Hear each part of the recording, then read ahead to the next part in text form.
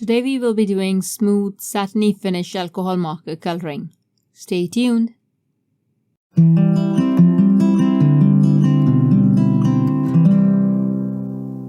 Hi there everyone, welcome to Creative Coloring with Iram. Today I thought I would pick up my alcohol markers as it has been a while. This card that I created, I kept it simple. I only just colored the image and let it be the focus of the project. I will be using the Painted Flower Rosa Floribunda outline stamp set, and I will stamp this in permanent black ink, which is an alcohol marker friendly ink. But nonetheless, I will advise you to use your heat tool and give it a quick once over just to dry the ink and make sure it is set before you start coloring.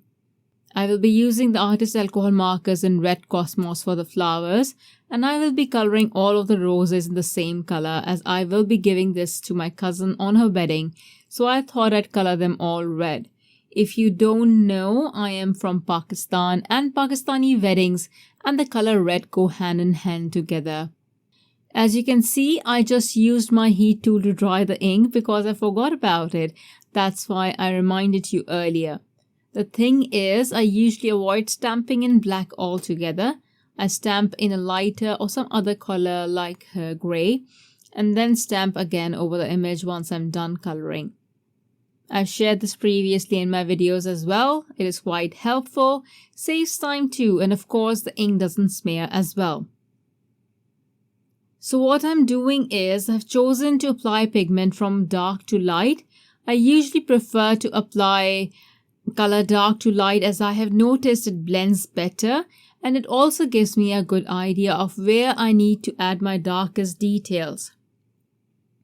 And then I can also stop myself from adding too much of a dark color right away. So I'm adding the darkest pigment, that is grapevine, and I will blend some of it that is on the edge with ruby red alcohol marker.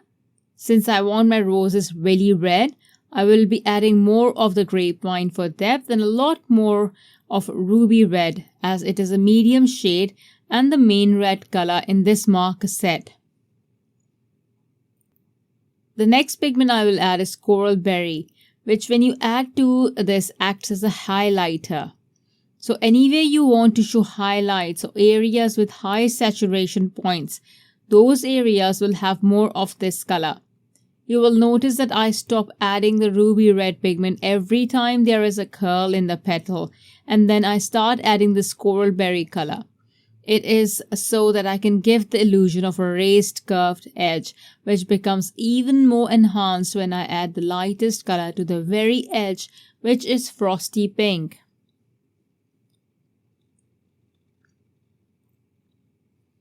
If there are areas you particularly want to add highlights to, you can go over those areas repeatedly with the frosty pink marker to get highlights or streaks.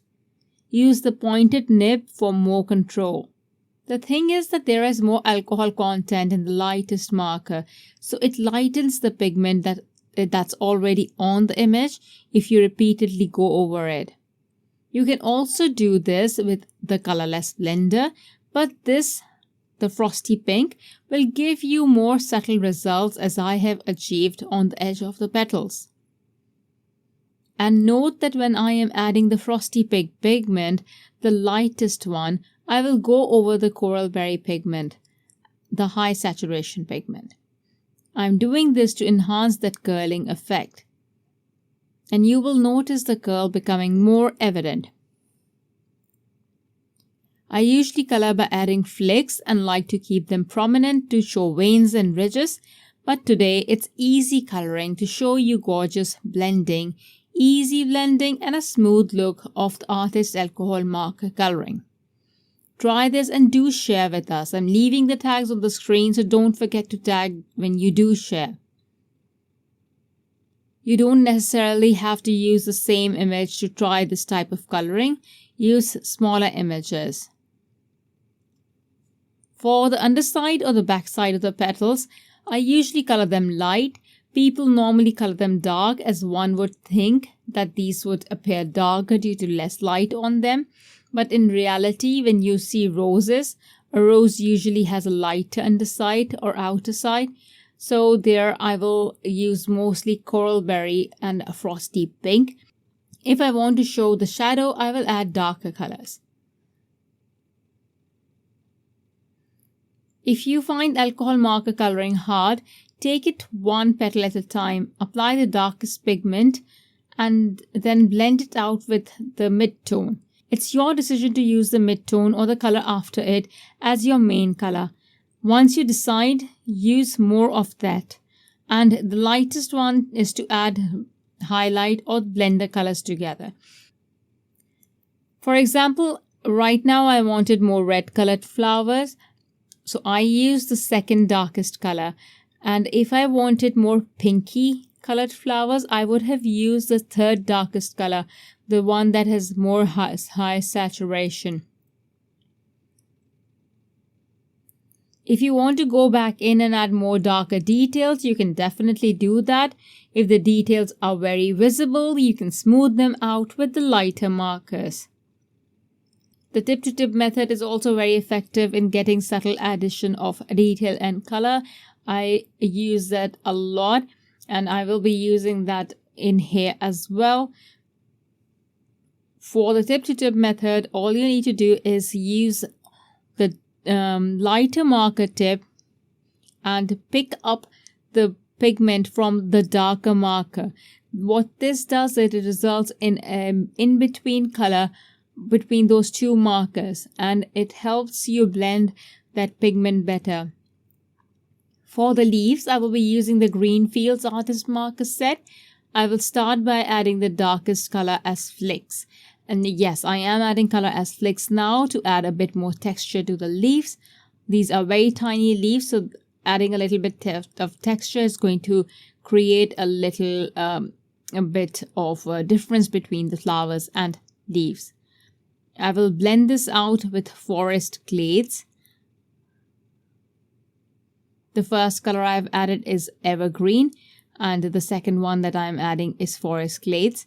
Again, for this too, I will add flicks of Forest Glades and in the end I will blend the edges with Frayed Leaves. And since I'm using flicks for adding color here, instead of blending the color really well, the leaves would look different in the roses and stand out more.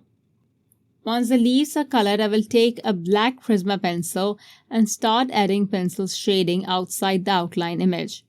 This will act as a shadow and will add to the 4-dimension on the 1-layer card. I will use a blending stump to blend out the shading. This is not a necessary step to do. You can completely skip this, but I have this itch and I have to do this because I do like a little bit of 4-dimension on my 1-layer cards. I always do like to add a bit of shading to my images. Next, I will stamp the image again by placing it into the stamp positioner, but this time I will stamp it in Obsidian ink and I will get a crisp black outline. Again, not necessary, but I do love a bold black outline. I will then add black paint splatters. This pan is from the Essential Watercolor 12 pan set. Let this dry and then add a few white splatters too. For this, you can use pure white ink spray. I used white chalk paint. This will look really cool against the red roses. To finish, I stamped the sentiment and my card is done. I enjoyed the relaxing coloring process. It has been a while since I have used the artist markers and this was really fun. To add more detail to the image, you can also use your color pencils. I hope you enjoyed the video. Thank you for watching. Bye. Hello there! Did that video just spark your creativity? And do you want more project ideas and inspiration videos too? Well, if you do, please make sure that you subscribe to the Altenew YouTube channel.